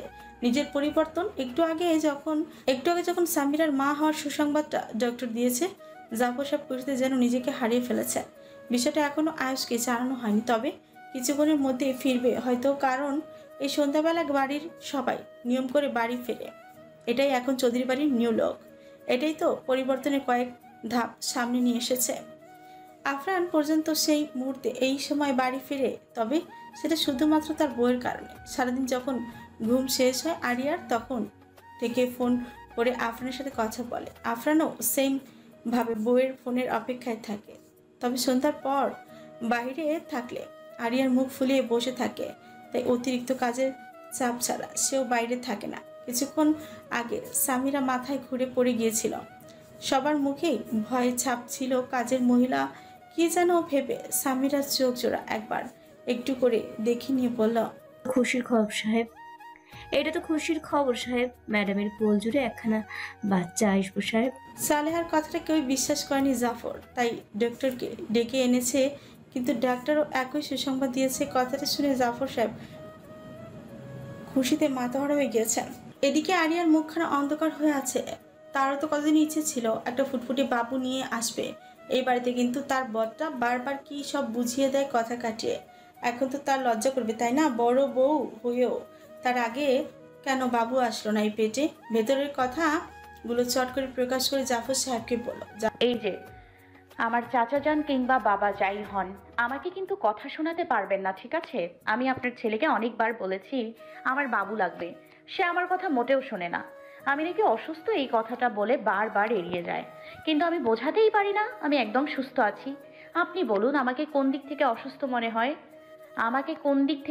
মনে হয়? খেতে পারি, দিব্যি হাঁটতে পারি ঠিকমতো, শুধু একটু মাথাটা মাঝে মধ্যে যন্ত্রণা করে ওঠে, কিন্তু এটা তো তেমন কোনো সমস্যা না, তাই না? জাফর সাহেব স্তব্ধ হয়ে আরিয়ার কথা কিভাবে বুঝাবে। তার এই ব্রেনে যে এখনো সমস্যাটা শেষ হয়নি। কমপক্ষে বছর সময় নিবে স্মৃতিশক্তিটা সবটা ফেরতে। কমপক্ষে বছর সময় নিবে স্মৃতিশক্তি সবটা ফিরতে, অথবা ফুললি সুস্থ হতে। সেদিন যেভাবে আঘাত পেয়েছিল বেঁচে উঠেছে, এটাই তো অনেক। সপ্তাহখানিক জ্ঞানই তো ফেরেনি। কত হাজার দোয়া করেছে সবাই, এত মানুষের দোয়া বিফলে যায়নি। জ্ঞান ফিরেছিল সেই দিন, তবুও অসুস্থতা কাটেনি এখনো। আবার তার থেকে এখন বাচ্চার আশা করবে? কথাই বা কেন শোনাবে? কিন্তু আরুত্তুকে তো সেটা বোঝানো যাবে না। এ পর্যন্ত এসে আফরানের কথা মতো যেভাবে শিখিয়েছে সেভাবে সবার সাথে মিশেছে। আফরানের যত্ন, আফরানের স্নেহ, তাই তো আরুকে তার দিকে আকৃষ্ট করেছে। নিজের মা বাবাকেও তো এভাবে ঠিক চেনে না এখনো। কিছুদিন আগেই তো দেখতে এসেছিল মেয়েকে, দুদিন থেকে আবার চলে গিয়েছে। তবে রহিমা বেগমের অবস্থাটা আগের থেকে অনেক ভালো আছে এখন, সেটাই শুক্রিয়া। কি হলো, কি ভাবছেন আপনি? জাফর হেসে আরিয়ার মাথায় হাত বুলিয়ে দিয়ে বলল, দেখো মামুনি, আমার কিন্তু এখন একটাই নাতি লাগবে, তারপর ও বড় হলে আরেকটা লাগবে। এখন লাগবে না, বুঝেছো? নয়তো দেখা যাবে একজনকে আদর করতে গেলে অন্যজন আদর কম হয়ে যাবে, কিন্তু আমি মোটেও একজনকে আদর কম দিতে চাই না, বুঝেছো? সেটা অবশ্য ঠিক বলেছেন, কিন্তু দরজার সামনে থেকে আফরান কোট হাতে দাঁড়িয়ে পড়ল। কিসের কথা হচ্ছে এখানে? আফরানকে দেখা মাত্র দৌড়ে গিয়ে এক লাফে কোলে উঠে গালে চুমু বসিয়ে টাল সামলাতে না পেরে আফরান দুকদম পিছিয়ে চলে যায় দু হাতে। আরিয়া যেন পড়ে না যায় তাই কোমর আঁকড়ে ধরে। ইদানিং বউটা এমন হঠাৎ হঠাৎ করে আহ্লাদি গলায় অনেক কিছুই আবদার করে, যেমন চকলেট চাই, দুপুরে চলে আসবেন, আজ আজ অফিসে যাবেন না, বাবু চাই আমার। কিন্তু তাই বলে এমন করে সবার সামনে তো কখনো কুলে উঠে চুমু বসায়নি, তাই নিজেকে আনকমফোর্টেবল ফিল করে বললাম, কি হয়েছে? এমন করছো কেন? কাউকে কি চোখে দেখো না? কতবার বলেছি সবার সামনে এমন করবে না, পার্সোনাল রুমে যা ইচ্ছে করবে। দেখুন না, সামিরার বাবু হবে ডক্টর বলল। আমারও বাবু চাই, কিন্তু বাবা তো বলছে এখন নাকি একটাই বাবু লাগবে। আরিয়ার কথা শুনে আফরান কাটতে শুরু করে। জাফর সাহেবের দিকে তাকায়, সকল কাজের লোকের দৃষ্টি সেই দিকেই তাকে ডাকর ডাকর দৃষ্টিতে। এরই মধ্যে আয়েশ ভেতরে ঢুকে পড়ল। ভাই তুই কি বউ নিয়ে এভাবে পার্সোনাল রুমে বসে থাকিস? আয়েশের কথা আফরান কপাল কুচকে পড়ল। তা কে বউ নিয়ে বসে থাকে সেটা তো প্রমাণ হয়েই গেল। কি বলতে চাইছিস? দূর থেকে সালেহা বললেন, ছোট স্যার, আপনি তো বাবা হতে যাচ্ছেন, ম্যাডামের ঘরে বাচ্চা হইব, ডক্টর কইল। কথাটা আয়েশের কান অব্দি যেতে ডান হাত গোল করে মুখের সামনে নিয়ে কাশতে কাশতে আফরানের দিকে তাকে প্রশ্ন যুক্ত কপাল করল, যার অর্থ এটা সত্যি। আফরান এবার ঠোঁটের কোণে হাসি টেনে আয়েশের কানের কাছে মাথা নিয়ে ফিসফিস করে বল, হ্যাঁ ভাই, বড় ভাইয়ের আগে কাজ চালিয়ে গিয়েছিল, বুঝতে পারছি বিষয়টা। বাবার সামনে তোর ইজ্জতের দফারফা না চাইলে চুপ থাক। আয়েশ এবার আরো জোরে জোরে কাশতে শুরু করে। জাফরে বুঝতে বাকি নেই দুই ভাই নিশ্চিত উল্টাপাল্টা কিছু নিয়ে কথা বলছে, তাই নিজেকে জায়গা থেকে সরিয়ে নিয়ে বের হতে হতে বলল, আজ আমি নিজে মিষ্টি নিয়ে আসছি, বুঝলে? আর বাড়িতে কিন্তু অনুষ্ঠানের ব্যবস্থা করবে 2-1 দিনের মধ্যে। জাফর বের হওয়ার সাথে সাথে আয়ুষ কাঁধ থেকে ঝুলন্ত ব্যাগটা খুলে নিয়ে দৌড়ে সামিরার কাছে চলে যায়, কিন্তু এখনো সামিরা সেন্সলেস হয়ে আছে দেখে কপাল কুচকে পড়ল। ঘুমিয়ে আছে? শরীরের দুর্বলতার কারণে একটুতেই জ্ঞান হারাইছে মনে হয়, আবার ঠিক হয়ে যাইব, তবে এখন যত্ন নিতে হইব বেশি কইরা। একটু বিচলিত হয়ে সামিরার দিকে তাকায়। পরনের রানী গোলাপি শাড়ি, আঁচলটা ফ্লোরে পড়ে আছে। মনে হলো যেন আবারও নতুন করে ক্রাশ লিস্টে ফেলে এই মেয়েকে। নিজের বইয়ের উপর এতবার করে কেউ ক্রাশ খায় তা জানা ছিল না। আফরান আরিয়াকে এভাবে কোলে নিয়ে আস্তে আস্তে বলল, তা ভাই, তোর তো দেখছি বিয়ের পর সব লজ্জা সব হাওয়া হয়ে গেছে। তুই তো বলেছিলি আমার ছেলের সাথে তোর মেয়ের বিয়ে দিবি, এখন তো দেখছি উল্টো হবে মনে হয়। কথাটা বলে শব্দ করে হাসলো আফরান। সার্ভেন্টরা সহ সালেহা সহ সবাই জায়গা ছাড়ে, কারণ এই দুই কথা শুরু করলে যে অন্য কারোর দিকে তাকায় না, তাদের এতদিনে জানা হয়ে গেছে যা ইচ্ছে তাই বলে বেড়ায়। একদম বাজে কথা বলবি না, ওকে? আমি কিন্তু এখনই চাইনি। আয়েশের কথা শেষ করতে না দিয়ে আফরান বলল, তা না চাইতেও। ও আফরান, বাজে কথা বন্ধ করবি? এমনিতে ও সেন্সে নেই, কেমন যেন ভয় লাগছে। আফরান এবার সিরিয়াস হয়ে বলল, ও ঠিক হয়ে যাবে, এত চিন্তার কিছু নেই। সিঁড়ির মধ্যেই আরিয়া নামতে চাইলে কিন্তু এবার আফরান নিজেই এভাবে রাখলো, কারণ এই মুহূর্তে বউকে আর নামাতে চায় না। কষ্ট করে এতগুলো সিঁড়ি বেয়ে ওঠার দরকার কি? রুমে এসে দরজাটা চাপিয়ে দিয়ে বলল, অমন করে সবার সামনে আর কখনো চুমু খাবে না, ওকে? খেলাম কোথায়, আমি তো দিলাম। আরিয়ার কথায় আফরান মৃদু হেসে বলল, ওহ, আসলে আমার ভুল হয়েছে। কিন্তু আমার এটুকু বলতে আরিয়াকে কোলে থেকে নামিয়ে খাটের উপর দাঁড় করিয়ে বলল, আমাকে ফ্রেশ হতে দিবে না? ওকে। আফরান আর দাঁড়িয়ে না থেকে হাত থেকে কোটটা রেখে ওয়াশরুমে ঢুকে যায়। বাড়িতে ছোট্ট করে একটা অনুষ্ঠান করা হয়েছে, উপস্থিত সকলে পরিচিত। সামিরার মা বাবা যদিও আসতে চাননি, শুধুমাত্র মেয়ের দিকে তাকিয়ে এসেছে। নয়তো যে বাড়ির ছেলের হাতে নিজের ছেলের জীবন দিতে হয়েছে সেটা জানার পর কে সেই বাড়িতে আসতে চাইবে? যদিও এখন আফরানের আগের মতোই নেই বলে সবাই জানে, কোনো খুন খারাপির নিউজ নেই, তবে আজমল সাহেব কিছুদিন আগেও তানবীরের গাড়িতে একজনকে উঠিয়ে নিয়ে যেতে দেখেছে, আর তানবীর আফরানের এক কথার এদিক সেদিক করে না, সেটা খুব ভালো করেই জানা। মানুষ কখনো নিজের অভ্যাস চেঞ্জ করে না, হয়তো আড়ালে নয়তো মুখোশ পরে সে তার কাজই চলমান রাখে। সাদিক প্রেমাও এসেছে আজ। আরিয়ার জ্ঞান ফেরার পর আসা হয়নি, তবে সামিরার সাথে কথা সে তো রোজই হয়। প্রেমাও এক্সাম শেষ করেছে, এত কিছুর মাধ্যমে নিজের সব কিছু ঠিক হয়েছে, সেটাই আর আল্লাহর কাছে দেওয়া শ্রেষ্ঠ উপহার। সাদিকের মতো একজন সাধারণের মধ্যে অসাধারণ ব্যক্তিত্বের অধিকারীকে পেয়ে সে সত্যি গর্বিত। তাছাড়া সাদিকের মা তার নিজের মেয়ের মতনই আচরণ করে, কখনো ধমকিয়ে কথা বলেননি আজ অব্দি। তাছাড়া প্রেমাও এমন কোনো কাজ করেনি যেটা অপছন্দ হবে। পাশে এতগুলো গিফট নিয়ে বসে আছে সামিরা, লজ্জায় যেন মরি মরি অবস্থা তার। প্রেমা পাশে বসে একটু পরপর আরো বেশি লজ্জায় ফেলছে। দূর থেকে আয়ুষ যেন সবার দিকে নজর রাখছে, তেমনি সামিরার দিকেও, আর চোখে শতবার চেয়ে যাচ্ছে সুযোগ পেলেই বউকে দেখা মিস করছে না সে। শ্যামু, তোর যদি দুটি একসাথে হয় আমাকে একটা দিস। প্রেমার কথাটা কানে আসতেই সামিরার মুখখানা লাল হয়ে আসলো। প্রেমা ঠোঁট কামড়ে হাসি সংযত করলো। এমন সময় আয়ুষ এসে বলল, তা ম্যাম, সাদিক সাহেব আর আপনারটার অপেক্ষা কিন্তু আছে। আমার বউকে তখন থেকে দেখছি লজ্জা একদম লাল বানিয়ে দিচ্ছেন। আয়ুষ যেন এখন এখানে এসে এমন একটা কথা বলবে সেটা প্রেমা জানতো নাকি? জানলে কি আর সামিরাকে এসব বলতো সে? এখন যে তার নিজেরই এখন মাটির নিচে গিয়ে লজ্জার মাখা চেহারাটাকে ঢাকতে ইচ্ছে করছে। প্রেমাকে এমন কাজুমাচু করতে দেখে সাদেক এগিয়ে এসে বলল, আয়েশ, কি বলছিস রে ওকে? আর সবচকিয়ে উঠে বলল, এরাই তো আমি আবার কি বললাম? সামিরা পাশ থেকে হেসে উঠলো হালকা আওয়াজে, নিশ্চয়ই এ আবার প্রেমাকে ফালতু কথা বলেছে। দেখ ভাই, আগে বাবা হওয়ার সংবাদটা দিয়ে একদম ফার্স্ট ভাবিস না ওকে। তোর তো একটু লজ্জা থাকা উচিত ছিল, বড় ভাইয়ের আগেই কাজ। সাদেকের দুষ্টু গলার কথাটা আয়ুষ বুঝতে পারলেও একটু শরম আয়ুষকেও ছুঁয়ে গেছে। দেখেই বুঝে যাচ্ছে সাদেকের পেটে বাম হাতে হালকা ভাবে একটা খুশি মেরে পড়ল। একদম বাজে কথা বলবি না ওকে। সাদেক একটু ঢং করে পেটের উপর হাত রেখে ও শব্দ করলো। পাশে সামিরা প্রেমা দুজনেই হাসলো। দূর থেকে জাফর সাহেব আয়ুষকে ডাকলে সে কথা ছেড়ে বাবার কাছে চলে যায়। সাদেক প্রেমাকে উদ্দেশ্য করে বলে, একটু আসবে, কথা ছিল খানিকটা। প্রেমা সামিরার দিকে তাকায়। সামিরা হেসে বলল, কি হলো? আরে রে ইয়ার, আগে হাসবেন তোকে। ওকে। প্রেমা মুচকি এসে উঠে দাঁড়ায়। উপরে আসো, একটু দরকার ছিল। সামিরার দিকে তাকিয়ে বলল, ডোন্ট মাইন্ড প্লিজ। সামিরা কি বলবে জানা নেই, তবে একটু হাসপাস হতে শুরু করে। সাদেক স্মিত এসে জায়গা ছাড়ে।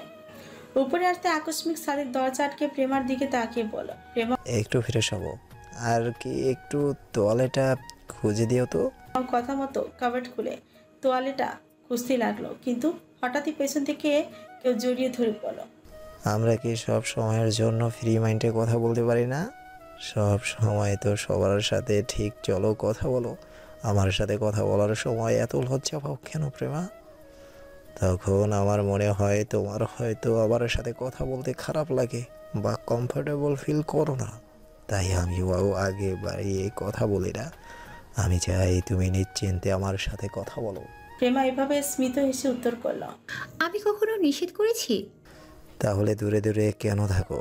চুপচাপ শুয়ে ঘুমিয়ে পড়ো কেন? কথা বলতেও তো পারো। আমি কথা বলবো। কি বলবো বলে দিন। আপনি বললে আমি চুপ থাকি কখনো? সাদেক কি উত্তর দিবে জানা নেই, তবে এই মুহূর্তে মেয়েটাকে এভাবেই ধরে থাকতে ইচ্ছে করছে। বউ হওয়ার পরেও এভাবে কখনো ধরেনি, আনইজি লাগবে ভেবে, তবে আজ কেন যেন ইচ্ছে হলো। প্রেমার কাঁধে নিজের থুতনি রেখে পাশ থেকে হালকাভাবে শব্দে গালে চুমু বসিয়ে দেয়। প্রেমা আবারও স্মিত হাসে। দুই হাতে নিজের কোমর জড়িয়ে ধরে রাখা হাত দুটোকে প্রেমাও শক্ত করে ধরে আছে। আমাকে বাবা হওয়ার সুযোগ করে দেবে? হঠাৎ সাদেকের মুখে লাগামহীন কথায় প্রেমা ফটকায়। বলো। কোমর থেকে হাত ছাড়িয়ে সামনের দিকে ফিরে একবার সাদেকের দিকে তাকিয়ে লজ্জায় মুখ নিয়ে জড়িয়ে ধরে। সাদেক এই নীরবতার কারণ বুঝে যায়। শক্ত করে নিজেও চেপে ধরে প্রেমাকে। চুলের উপরে চুমু বসে স্মিত হাসে। আরিয়াকে দুপুরে খাবারের শেষে ওষুধ খাইয়েছিল। প্রচুর পাওয়ারি ট্যাবলেট হওয়ার কারণে সবসময় আরিয়ার দিনের অনেকটা সময় ঘুমিয়ে পার করে। আজকের এই দিনটা তো তাই হয়েছে। তবে সন্ধ্যার আগে ঘুম ভেঙেছে। গোসল ছেড়ে দরজা থেকে বের হতে নিচে এত লোকজন দেখে সকালের কথা মনে পড়লো। ও এই কারণে অনুষ্ঠান হচ্ছে, কিন্তু ওকে ডাকলো না কেন? কথাটা ভেবে মন খারাপ হয়ে গেল। পাশে থেকে প্রেমা এদিক দিয়ে নিচে যাচ্ছিল। আরিয়াকে দেখে হাসি ফুটিয়ে এসে বলল, ঘুম ভেঙেছে তোর? প্রেমাকে ঠিক চিনতে অসুবিধা হলো না আরিয়ার। সামিরার সাথে ফোনে কথা বলার সময় প্রেমার আরিয়ার কথা বলেছে বহুবার। প্রেমা, এই তুমি প্রেমা না? ঠিক চিনেছি আমি। আমার একটু খারাপ লাগলো, মুখে হাসি টানলো। হ্যাঁ ঠিক ধরেছ, কিন্তু তুমি এখানে দাঁড়িয়ে কেন? নিচে আসো। আমাকে তো আগে কেউ ডাকেনি। এ মা, কি বলছো? তুমি ঘুমিয়েছিলে, ডাকবো কেন? ঘুম ভাঙলে তোমার কষ্ট হতো না? ও, সে ঠিক বলেছ তুমি। আচ্ছা চলো নিচে যাই। আরিয়া হাতে জুস নিয়ে মুখে তুলে চারিদিকে তাকিয়ে একবার দেখে নিল আফরান আছে কিনা। হয়তো উনি আজ আসেনি, কাজের চাপ বেশি হয়তো। কথাটা ভাবার মাঝে পাশ থেকে একজন বলে উঠল, তোমার নাম কি? আরিয়া ভীত হয়ে সেদিকে তাকিয়ে দেখলো 24 থেকে 25 বছর বয়সে একটা ছেলে। বলল, আপনি কে? এই তো অতিথি আত্মীয় তো বলতে পারো। ও, এখানে সবার সাথে এসেছেন বুঝি? সামিরার কি হন আপনি? কেউ না, তবে জাফর আঙ্কেলের ইনভাইটে আমার বাবা এসেছেন। আমি এই বাড়িতে প্রথম আসলাম। আচ্ছা, তোমার নাম? আরিয়া নিজের নাম জানে। আরিয়া ও, স্টাডি করো কোথায়? কিছু বলবে তার আগেই পাশ থেকে আফরান আরিয়ার হাতটা ধরে এক টানে বসা থেকে দাঁড় করিয়ে বলল, এখানে কি করছো আরু? সামিরার সাথে গিয়ে বসতে। ওখানে বারবার মানুষ গিয়ে কথা বলছিল, কেমন করছিল মাথাটা, তাই এখানে আসলাম। আফরানের মুখে হাসি ফোটানোর চেষ্টা করে বলল, আচ্ছা ঠিক আছে। আফরান মুখে হাসি ফোটানোর চেষ্টা করে বলল। আফরান কপালের রগগুলো ভেসে উঠেছে, স্পষ্টভাবে বোঝা যাচ্ছে। তোনার কিছু হয়েছে? আফরান এক হাতে নিজের কপালে ঘামটুকু মুছে নিয়ে বলল, বলে আরিয়ার কানের কাছে গিয়ে ফিসফিস করে বলল, তোমাকে মিস করছিলাম খুব বউ। আরিয়া লজ্জা আফরানের মুখের উপর এক হাতে চেপে ধরে। পাশে থেকে ছেলেটা কিছুই বুঝল না, তবে আফরানকে চিনতে তার অসুবিধা হয়নি, কিন্তু আরিয়ার সাথে এভাবে কথা বলছে কেন সেটাই বুঝল না। কি হয় আফরান চৌধুরীর? কথাটা ভেবে কিছু প্রশ্ন করবে তার আগে পাশ থেকে তানভীর কোথা থেকে উদয় হয়ে বলল, আপনার সাথে একটু কথা আছে, এদিকে আসুন। কিন্তু আপনি কে? বলছি আগে একটু পার্সোনাল কথা আছে, আমার সাথে আসুন, খুব জরুরি। ছেলেটা কিছু না ভেবে তানভীরের সাথে চলে গেল। অনুষ্ঠান শেষ হয়েছে, অনেকটা সময় পেরিয়ে গেছে, সবাই নিজ নিজ রুমে রেস্ট নিচ্ছে। আফরান কারোর সাথে ছাদ থেকে কথা বলে এসে মুখের রাগের ছাপটা আরুকে দেখা মাত্রই স্বাভাবিক করে নিয়ে মৃদু হেসে বলে, বউ ঘুমাওনি এখনো? আরিয়া কথা বলে না, অন্যদিকে মুখ ঘুরিয়ে নিয়ে বালিশ টেনে মাথা রাখলো। থাপ করে আওয়াজ হলো। আফরানের খাটের উপর একটা উঠে বসে অন্য পা ঝুলিয়ে আরিয়ার মাথায় এক হাত বুলিয়ে দিতে দিতে বলল, কিছু নিয়ে রাগ করেছো? আরিয়া আফরানের হাতটা মাথা থেকে সরিয়ে দেয়। আফরান কপাল কুচকে বলে, আমার সাথে কথা না বললে কিন্তু তোমার খারাপ লাগবে বউ। আমি রাগ ভাঙাতে পারি না কারো, তাই চুপচাপ ঘুমিয়ে যাব। আমার খুব টায়ার্ড লাগছে। আরিয়া তবু কোনো কথা বলল না। এখন এবার পাশে ল্যাম্প লাইট অফ করে দিয়ে পাশে শুয়ে আরিয়াকে নিজের কাছে আনতে চাইল। সব সময় মতো বুকে জড়িয়ে ঘুমানোর অভ্যাস হয়ে গিয়েছে এই কয়েকদিনে, কিন্তু বউ আজ এমন করছে কেন? কি হয়েছে আগে বলো, তারপর রাগ করবে বউ। এটা তো তোমাকে আমি বলেছিলাম তাই না? আরিয়া পাশের ল্যাম্প লাইট অন করে আফরানের পেটের উপর বসে পড়ল। বাচ্চা চাই? আমি মানি না, আমি বাড়ির বড় বউ, তাই না? আফরান চোখ বন্ধ করে বিরক্তি নিঃশ্বাস নিয়ে বলল, বউ দেখ, তুই এখন অসুস্থ, আর এসব বাচ্চা কাচ্চা দিয়ে কি করবি? তুই নিজেই তো বাচ্চা, তোকে সামলাতেই আমার সময় চলে যায়।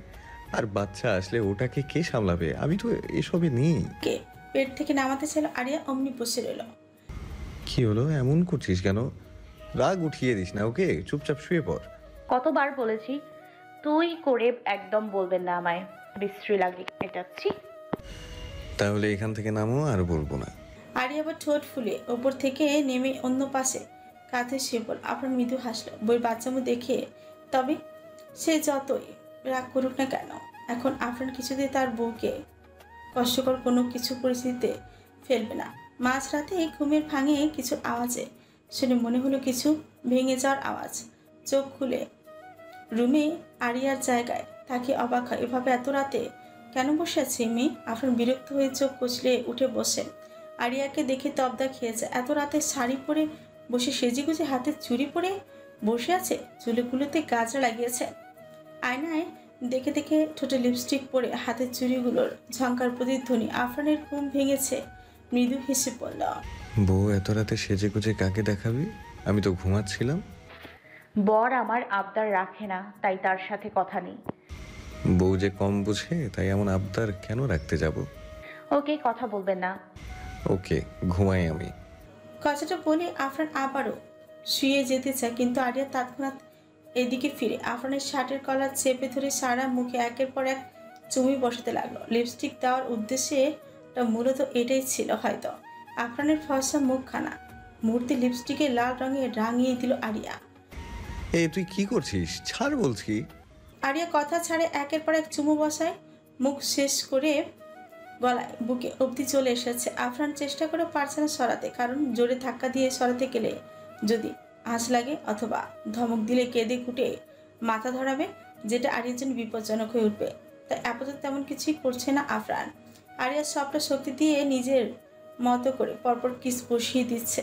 কিস করার মৃদু শব্দধ্বনি আর আরিয়ার ঠোঁটের স্পর্শ আফরানকে বারবার নিজের স্থান থেকে থাকতে দিচ্ছে না। নিজের ভেতরে পুরুষত্ব বারবার ডেকে যাচ্ছে, কিন্তু সে মোটেও তার বুকে অবস্থায় চাপ সৃষ্টি করবে না। চোখ বন্ধ করে দুহাত চেপে আছে চাদরে। ভেতরে ইচ্ছেটা বারবার প্রকাশ হচ্ছে। হাতের নীলচে রগগুলো বারবার ভেসে উঠছে, কপালের রগগুলো একবার ভেসে উঠছে তো অন্যবার ডুবে যাচ্ছে। নিঃশ্বাসটা আটকে আটকে আসছে যেন। আর কতক্ষণ এমন করে নিজেকে আটকে রাখবে জানা নেই। আরিয়া না বুঝে নিজের কাজে ব্যস্ত আর কিলকিলে হেসে যাচ্ছে। মিনিট পাঁচেকের মতো পুরো চেহারা, গলা, বুক লিপস্টিকের রঙে রাঙিয়ে বলল। আফরান ওকে, এবার ঘুমান। চোখ খুলে কিছুটা জোরে জোরে নিঃশ্বাস নিতে লাগলো। অন্যদিকে তাকে আরিয়া আফরানের অবস্থা দেখে একটু আতঙ্কিত হয়ে বলতে লাগলো, কি হয়েছে আপনার? এমন করছেন কেন?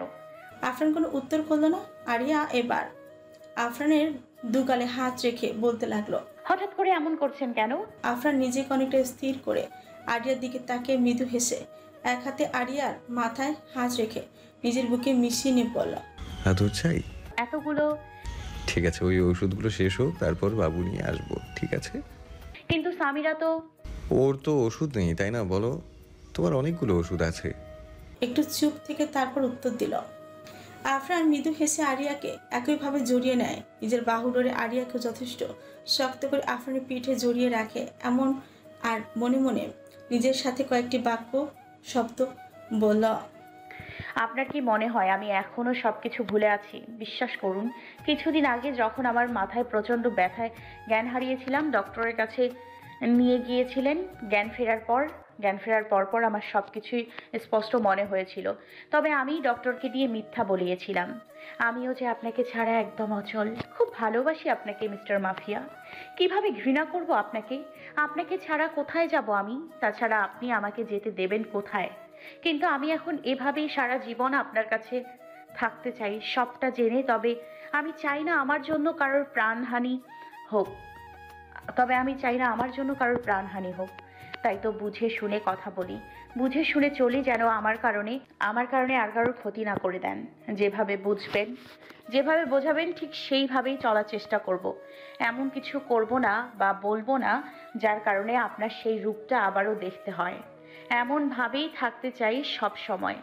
আর আপনি আমাকে ভালো করার চিন্তায় এভাবেই সহজভাবে চলার চেষ্টা করবেন। আস্তে ধীরে সবটাই পরিবর্তন হয়ে যাবে, দেখবেন। একসময় নিজেই এসব ছেড়ে আসবেন, আমার বিশ্বাস। এই যে ঔষধগুলো প্রতিদিন আমার হাতে ধরিয়ে দেন, এগুলো আমি একটাও খাচ্ছি নাকি? কথাটা ভেবে মুচকি হেসে আরো শক্ত করে আফরানকে জড়িয়ে ধরল।